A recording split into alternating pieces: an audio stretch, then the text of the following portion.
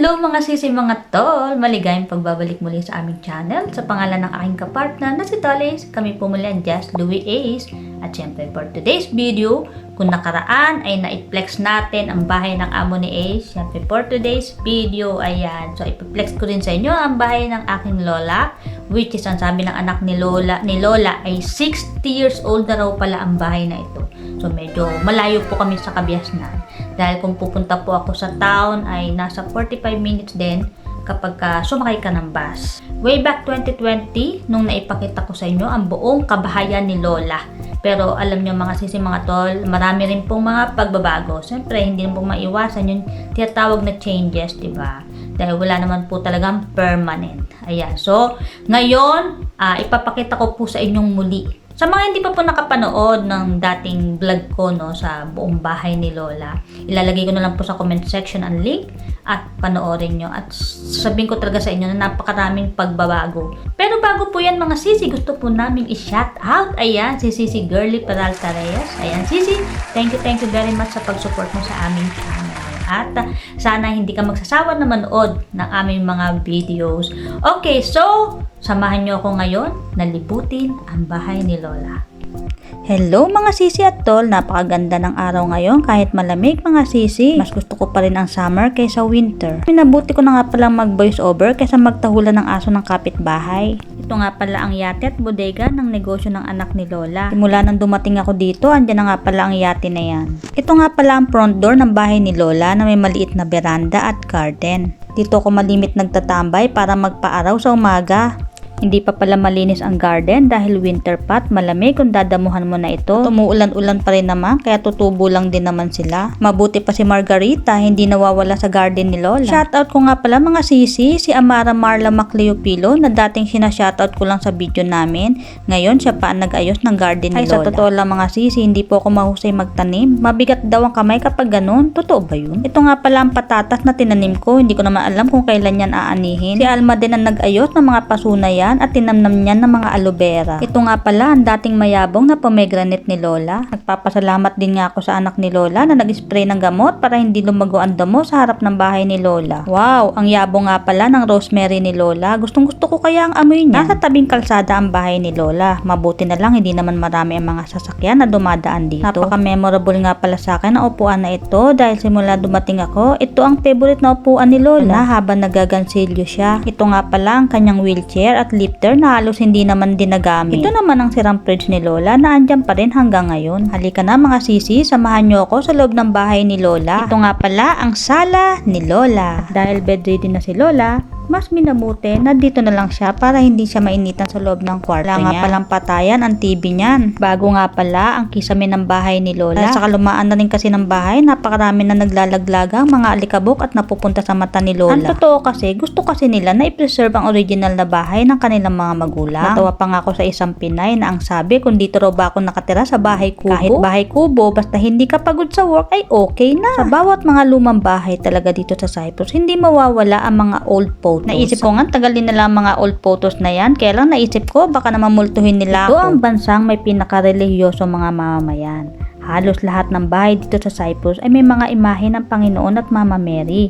At syempre may mga santo din. May fireplace nga rin pala ang bahay ni Lola. Pero sa totoo lang mga sisi, pinalitan ko ibang mga litrato nandyan sa wall ng bahay ni Lola kasi feeling ko nakatingin sila sa akin. In fairness, ang pogi ng asawa ni Lola nung kabataan. Dito nga pala ang aking favorite na tambayan. Si Lola nga pala ang nag-crochet ng tablecloth na yan. O diba ang galing ni Lola? Ito nga pala si Lola, tulog. 4 years na din siyang bedridden mga sisi at ramdam ko ang pagod at pagkainip niya sa kanyang kama. Punta naman tayo sa kwarto ni Lola mga sisi. Sa totoo lang mga sisi, ginawa ko na nga lang storage ang kwarto niya kasi wala naman kami ibang kasama. Mahilig talaga ako magpatira lalo na sa mga kopelang may release. Pinagbawalan na nga pala ako ng mga anak ni Lola dahil nagtitipid nga naman sila sa tubig at kuryente. Nahihiya nga silang singilin dahil wala nga naman trabaho. Ayaw ko rin naman may masabi sila sa akin kaya itinigol ko na lang ang pagtulong. Na hindi ko naman ito bahay. Sa Pilipina pa nga na gusto sanang tumuloy dito dahil nga sa pandemic yon at ayaw magpapalala papasok ng mga anak ni Lola at baka mahawaan si Lola ng COVID. Aba, sinabihan ba naman ako, hindi naman pala ako matulungin. Ito nga pala ang mga damit ni Lola. Ako na rin pala nag-arrange ng mga gamit ni Lola dito sa aparador na ito. Siyempre, sino pa nga ba? Di ako. Mas gusto ko kasi na mapadali ang trabaho ko, kaya pinagsama-sama ko na pati medicine at mga pampers niya. Okay mga sisi, pasok naman tayo sa aking kwarto. Ayan. Pasensya na po kayo sa aking kwarto. Ito naman ang aking single bed. At syempre, ito naman ang aking altar. Ayan. So, araw-araw naman tayo magpe-pray, di ba? Huwag natin kakalimutan ng Panginoon sa ating buhay. Ayan. Alam nyo, mahalta nyo talaga na matagal na talaga yung bahay ni Lola.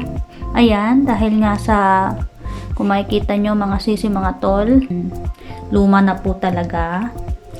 At syempre, marami tayong mga anik-anik. Actually, konti na lang yung mga gamit ko eh. Napakarami ko na napadala mga gamit ko sa Pilipinas dahil nga malapit na po tayo mag-for good mga sisi, mga tol. Ayan. So, next na video ay ipapaliwanag ko naman sa inyo. Ay, magpapaliwanag pa ako. Ayan. So, magpapaliwanag tayo at ipap-explain ko sa inyo no, kung ano ba yung dahilan ng aking pagpo-for good. Ayan. At syempre, marami tayong naipadalang mga gamit. So, konti na lang yung mga gamit talaga na nandirito sa akin. Walang problema yan dahil wash and wear naman. Diba? Ang ating mga damit. So, walang problema yun. Kahit ulit-ulitin ko na lang yung mga ginagamit ko. Kasi, wala namang winter sa Pilipinas. Diba? At ito naman yung aking mga gamit. Ayan. So, mga gamit ko yan. Konti na lang talaga yung mga gamit ko dahil nga, gaya sinabi ko, is mga naipadala ko na literal na Pilipino. Syempre, hindi pa tayo nakatuyo. So, mahirap naman ipasok sa cabinet, no? At, syempre, ito ang aking cabinet. Ayan. Alam nyo mga sisi, mga tol, ang aking cabinet ay kahadiyero pala nila Lola yan, o, diba? Kung mapapansin nyo, ito lang po ang aking cabinet. Ayoko na maipakita sa inyo ang loob dahil nga magulo. Dahil konti na lang po mga damit. Damit ko talaga mga konti na lang. Yan, pakita ko lang sa inyo ang kalahati, o, diba?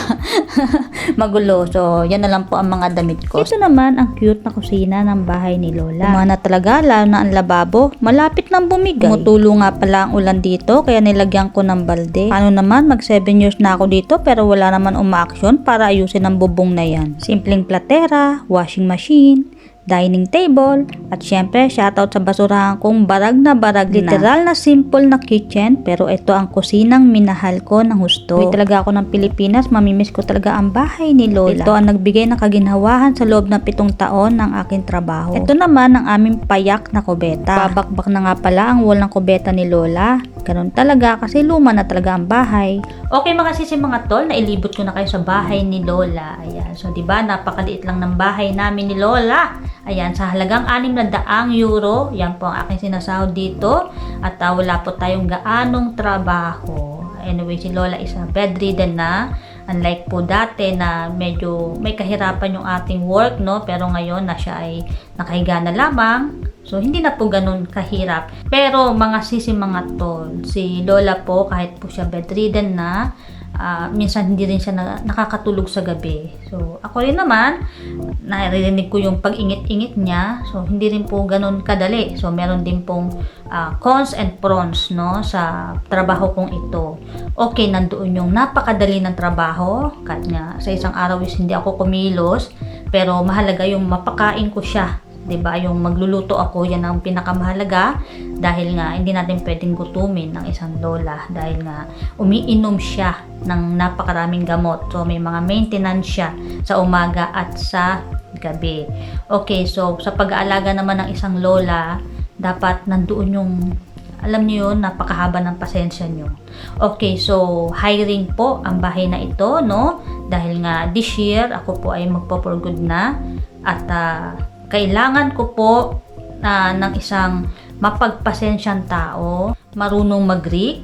Hindi po niya kaya manakit ng lola kahit na alam niyang nakakainis na. Dahil kahit naman ako, aminin ko sa inyo mga sisi, mga tol, na nauubusan din ako ng pasensya. So, anong ginagawa ko? Lumalabas ako, nag-walking ako sa labas. Iniiwan ko siya kahit na nag-iingit-ingit siya kasi ayokong ma-stress. Actually, 101% napakataas po ng stress ko. Pero, kailangan po nating pakalmahin ang ating mga sarili dahil tayo lang rin mismo ang tutulong sa ating mga sarili. 'Di ba? So, napakadali ng work mo rito. Pero, pagdating na po kay Lola, Ayan. So, huwag po kayo mag-alala dahil may kasama naman po kayo sa pagpapalit ng Pampers. At masasabi ko rin na napakaswerte na magiging kapalit ko dito. Kung anong hirap ang trabahong inalisan mo, yun naman ang trabahong napakadali na pupuntahan mo. Ayan, so maging mabait lang tayo at ipakita natin na mahal natin ang lola. Huwag po yung maririnig po nila na sigaw-sigawan mo yung lola. Kasi actually, para na po siyang bata, ganyan. Sabihin na natin na alam naman natin na mahaba pa talaga ang buhay ni lola dahil maganda pa po siya kumain. Basta nasa pag-aalaga nyo lang yan. Kung meron po kayong mga kakilala na Nepal, Vietnam, Sri Lanka o India na naghahanap ng trabaho this year, ayan, na gusto na po talagang umalis sa kanilang amo, pakasabihan po sila na hiring po ang bahay ni lola at pakip-message po ako at baka isa sila sa mga magiging kapalit ko dito sa bahay na ito. At once a month lang po ang day off. Ayan, kagaya ko. Ayan mga sisi mga tol, kung nagustuhan nyo ang ating vlog na ito, syempre don't forget to subscribe at syempre click nyo din ang bell button para palagi po kayong manonotify sa mga next na video namin. See you again on the next vlog. Bye bye!